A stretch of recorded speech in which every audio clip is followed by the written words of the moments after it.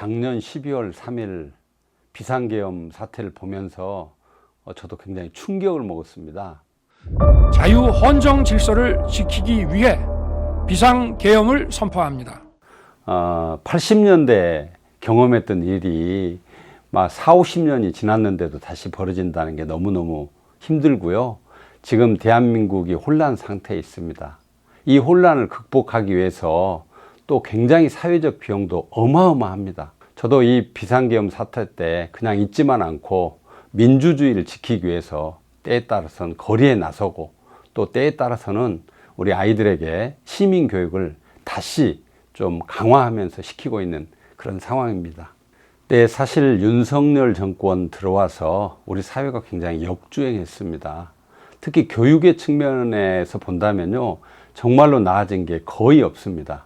아주 아마추어적인 그런 정권과 교육 정책이었습니다. 예를 들면 5세 입학 조기에 하겠다고 그렇게 떠들다가 국민들의 저항에 부딪혀서 또 물러나기도 했고요. 또 한편으로는 유보통합을 하겠다고 지금 선언을 했는데 지지부진하고 있습니다. 또 갑작스럽게 대통령께서 킬러 문항, 수능 킬러 문항을 없애라 해서 문항 자체에 어떤 변화가 있으면서 상당히 수험생들에게 혼란이 오기도 했습니다. 또 어떤 역사 교육이랄지 이런 것들이 지금 어떤 이념의 논란이 되면서 전체적으로 우리 교육계는 뒤숭숭하고요.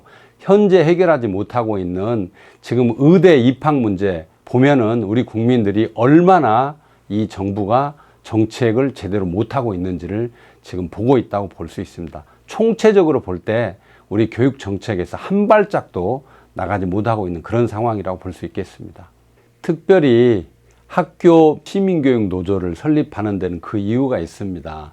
특히 이렇게 윤석열 정부 들어와서 우리 국민들이 굉장히 이분화 돼가지고 서로 갈등을 하고 있는 상황성에서 보면 젊은 학생들이 또 젊은 층들이 굉장히 우경화되고 있는 것들을 보고 있습니다. 이것은 우리 민주 시민교육의 실패이다. 이렇게 저희들은 판단을 했고요. 학교 교육의 공교육의 핵심은 성숙한 민주주의자를 기르는 것이 그 핵심입니다.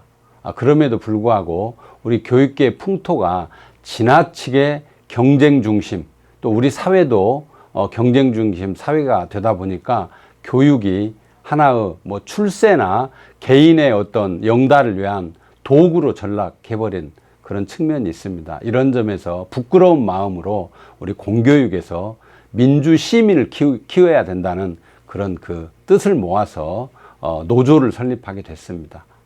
안타깝지만 우리 지난번에 서희초 사건이 있었고요. 그 다음에 또 하늘이 사건이 있었습니다.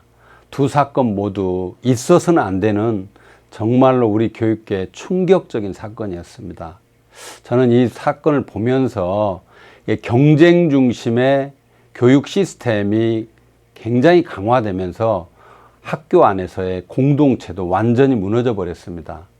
각자 도생을 요구하는 이런 사회로 변화되면서 완전히 이제 교육은요, 사법화되고 있습니다. 모든 문제들을 법정으로 가져가고 있는 이런 상황이 돼버렸습니다.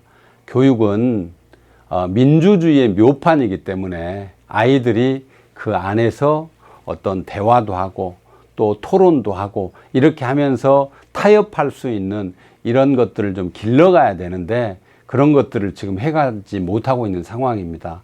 우리 교육이 빨리 공동체가 좀 회복되어서 교육 본래의 목적으로 되돌아갈 수 있도록 좀 우리 국민들 모두가 함께 좀 협조도 해주고 또 우리 교육계도 심기일전에서 어떤 새로운 방향에서의 틀을 잡아가야 될 그런 시기가 오지 않았나 이런 생각을 합니다.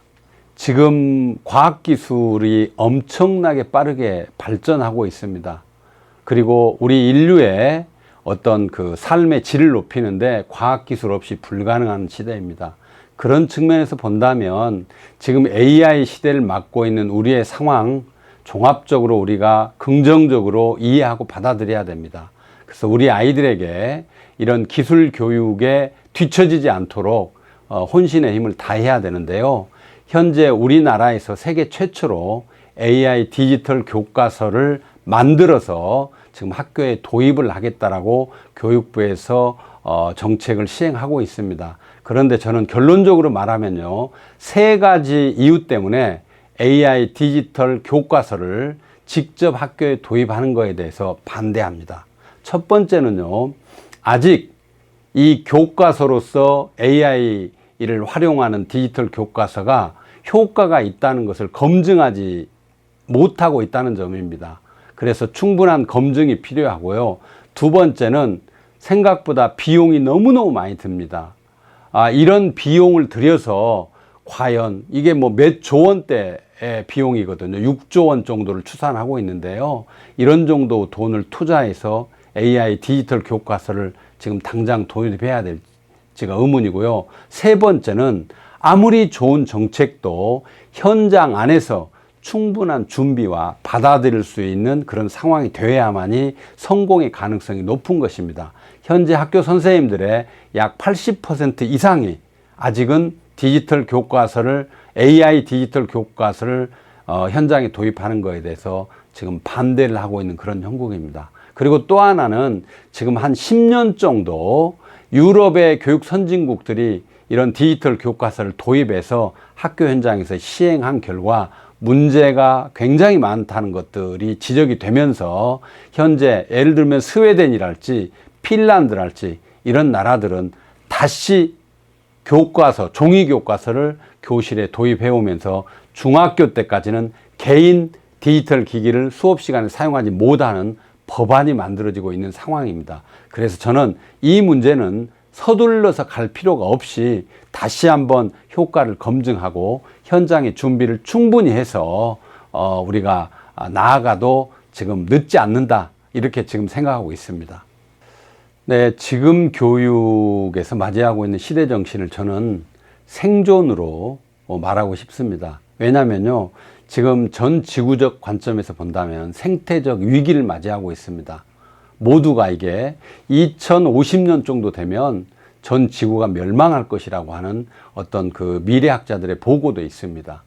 또 하나는 우리 지역적으로 전라북도는 굉장히 그 경제적으로 낙후되어 있고 지역적으로 소외된 것이 강조되면서 인구 절벽까지 지금 겹쳐가지고 지역 소멸의 위기에 내몰리고 있습니다. 그래서 지역적 생존, 또 개인의 관점에서 본다면 지금 AI 시대, 뭐 미래 교육을 얘기하면서 굉장히 학생들이 좀 불안해하고 내가 뭘 해서 먹고 살 것인지에 대한 그 생존의 불안성을 느끼고 있는데요. 그래서 저는 이게 지구적, 또 우리 지역적, 개인적 관점에서 모두가 함께 더불어 살 수 있는 방안, 이 그 공생의 상생의 방안을 그 추구해야 되는 그런 그 숙제가 우리 교육계에 놓여 있다고 그렇게 보고 있습니다. 네, 우리 전북 교육도 여러 가지가 어려운데요. 사실 가장 어려운 것 중에 하나는 학령 인구의 감소로 인해서 지금 학교가 굉장히 소규모화되거나 또는 폐교의 위기에 내몰리고 있다는 점입니다. 아마 10년 정도 지나면요, 우리 전라북도는 60명 이하의 학생들로 있는 그런 학교가 거의 절반 이상일 테고요. 뭐 여기저기 많은 학교들이 폐교에 직면하게 될 것입니다. 학교가 없으면 그 지역은 존재할 수 없게 되는 것이죠. 그래서 우리 전라북도가 이 지역 소멸의 강력한 위기에 지금 내몰리고 있고요. 또 하나는 현 교육감 체제하에서 굉장히 부패가 심화되고 있다는 그런 지적들이 많이 지금 그 이야기가 되고 있습니다. 교육은 청렴해야 됩니다. 어느 곳보다도 깨끗해야 되는데 이 점에서 좀 어려움이 있고요. 또 하나는 우리 지역이 굉장히 학력이 떨어진다, 이런 얘기들을 많이 하고 있는데 저는 그 숫자적인 학력보다도 더 중요한 것은 우리 아이들에게 꿈과 희망을 좀 키워줘서 본인들이 살아갈 수 있는 힘, 교육을 통해서 정말로 내가 살아갈 수 있는 그런 역량, 힘, 이런 것들을 키워내야 하는데 그런 점에서 좀 부족하지 않나, 이렇게 생각하고 있습니다. 사실 돌아보면 학교라고 하는 것은 우리 아이들에게 내가 어떻게 살 것인지, 무엇을 하면서 살 것인지, 어떤 일을 하면서 살 것인지를 끊임없이 탐색해가는 과정이라고 저는 생각합니다. 그런 관점에서 뭐 대학의 특정한 과에 진학하는 것도 그 중에 한 부류의 일부라고 저는 생각을 합니다. 그래서 저는 학교 교육의 핵심은 우리 아이들에게 진로 교육을 열어줘야 된다고 생각을 하는데요. 현재 저는 이런 생각을 가지고 있습니다. 4+1 교육과정, 일명 이렇게 제가 칭하고 있는데요. 한 4일 정도에 대해서는 학교 안에서의 이론적인 공부를 충실히 하고 하루 정도는 자기가 하고 싶은 그런 일에 최선을 다하게 하는 그런 기회를 주려고 합니다. 그래서 4일은 학교, 하루는 본인이 하고 싶은 일을 지역사회에 나가든 인터넷에서 찾든 아니면 스스로 어디 탐구 기반 뭐 어떤 프로그램을 통해서 하든 이런 것들을 해보게 할 수 있는 4+1 교육과정을 현재 준비 중에 있습니다. 네, 저는 사범대학을 졸업하고 고등학교 교사를 했습니다. 고등학교에서도 실업계에도 있었고 인문계 학교에도 있었고 도시와 농촌에서도 있었습니다. 독특한 이력을 가지고 있는데 그걸 계기로 해서 제가 유학을 다녀온 뒤에는 전주교육대학교에서 교사를 양성하고 있습니다. 그리고 제 전공이 수업 분석이기 때문에 저는 우리 국내에 정말로 많은 학교, 제 기억으로는 500개가 넘는 학교에서 수업 연구를 해오고 있습니다. 이런 독특한 이력들 때문에 아마 수업 전문가로서 많은 분들이 얘기를 해주시는 것 같은데요. 아마 이런 점들이 교육의 다양한 길, 특히 현장 경험과 또 이론적인 내용들을 이렇게 만들어가고 있는 이 점이 천호성의 장점이 아닐까요? 부끄럽게 말씀드립니다. 제가 키우고 싶은 학생들은요, 가슴이 따뜻하면서도 정말 실력 있는 사람입니다. 제가 평생 교육자로 살면서 제가 해야 될 일이기도 합니다. 그리고 또 하나는 우리 지역에서 낳고 지역에서 성장하고 지역에서 살아가는 사람을 키워야 되는 숙명을 안고 있다고 생각을 합니다. 그런 측면에서 우리 지역의 일꾼들을 키워내는 그런 교육자로 남고 싶습니다. 지금은 전체적으로 어려운 상황입니다.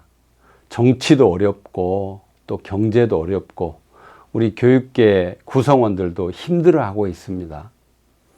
그러나 우리는 고난을 잘 이겨왔고 또 미래로 나아가야 합니다. 새로운 역사, 새로운 사회를 만드는데 당연히 교육이 중요한 역할을 할 것이라고 봅니다. 우리 어른들, 이 영상을 시청하시는 분들께서는 우리 아이들에게 따뜻한 눈으로, 따뜻한 손으로 그들을 감싸 안아주고요. 더불어 살겠다라고 하는 그런 마음. 나만이 아니라 내 주변도 함께 가겠다라고 하는 그런 연대와 협력의 마음을 가져주시면 좋겠습니다. 저 개인적으로도요, 제가 이제 교대 근무하면서 교사를 양성하고 있는데요. 정말로 우리 그 교사들이 정말 따뜻한 마음을 가지고 현장에서 우리 새로운 미래를 만들어갈 동량지대를 키워갈 수 있도록 그렇게 혼신의 노력을 다하겠습니다. 고맙습니다.